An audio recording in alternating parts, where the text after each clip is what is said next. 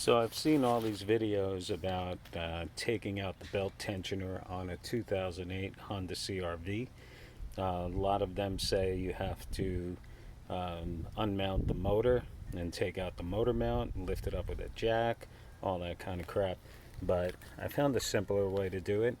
So when you're removing this part from the engine block, the tensioner pulley, the easiest way to do it without having to dismount the engine is to remove this bolt here, and if you take off the actual pulley itself, it'll give you access to that screw right there underneath, and you can get in there with a 12mm socket and unscrew that and just take the whole unit out without having to unmount the engine. Just make note that on the back side of this, on the back side of this right here, there is a bolt. So if you're not careful, that bolt could fall out into the engine compartment.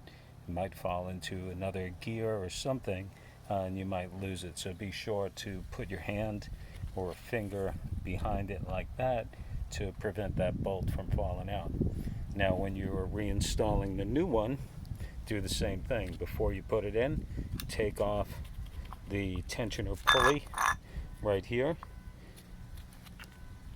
and then when you go to install it, once this is mounted back onto the engine, then you can put the tensioner pulley back on, and you'll avoid the entire process of having to dismount your engine.